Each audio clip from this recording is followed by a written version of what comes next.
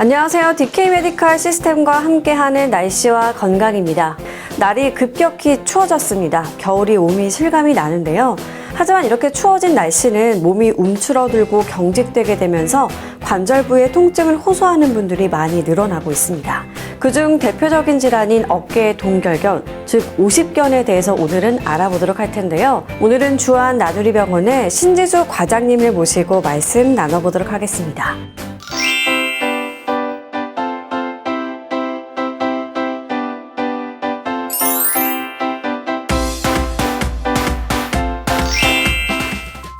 어깨 동결견이란 어떤 질환인지 궁금하고요.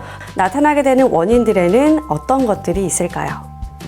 어깨 동결견, 즉 오십견의 의학적 명칭은 유착성 관절 낭염으로 어깨 관절 주변에 연부 조직이 구축되어 관절 운동에 제한이 있는 모든 경우를 말합니다.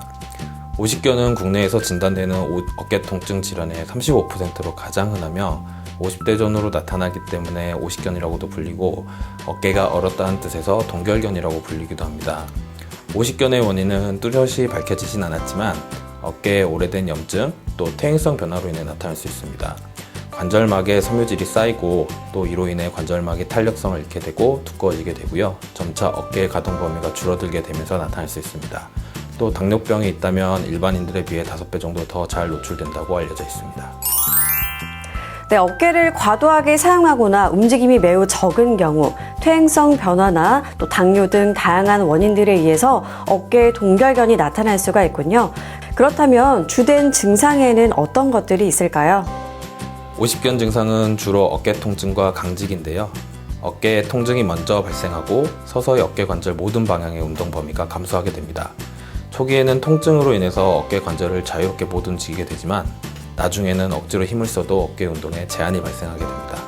어깨 통증과 운동 제한으로 일상생활에서 세수하기나 옷 입기가 불편하다면 오십견 증상을 의심해 볼 수 있습니다. 네, 말씀해주신 증상이 지속적으로 나타난다면 병원을 찾아 진단과 치료를 받아보시는 게 좋을 것 같습니다. 그렇다면 치료법에는 어떤 것들이 있을까요? 동결견은 반드시 치료가 필요한 질환입니다. 단순 동결견으로 진단된 경우 시간이 지나면서 통증이 줄어들고 운동 범위도 조금씩 좋아지는 것처럼 보일 수 있으나 많은 경우에 적절히 치료하지 않으면 결국 어깨에 상당한 운동 제한이 남게 됩니다. 초기 동결견 증상으로는 비수술적 치료법으로도 호전이 가능합니다.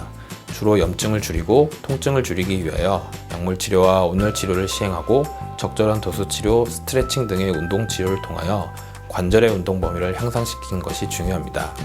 체충격파 치료를 통하여 관절 내 혈류를 개선시켜 회복에 도움을 줄 수 있으며 증상이 심한 경우 집중적으로 염증을 줄이기 위하여 관절 내 주사를 맞아서 치료를 촉진시키는 것이 필요합니다. 만일 이와 같은 방법으로 치료가 되지 않을 때는 관절경이라는 관절에 사용하는 직경 4mm의 내시경을 이용하거나 수술실에서 마취하에서 굳어있는 어깨 관절을 풀어주는 수동적 도수 조작술로 치료를 시행할 수 있습니다. 네, 손상 정도에 따라 수술, 비수술적 치료로 통증 개선 완화 효과를 볼 수 있다고 합니다.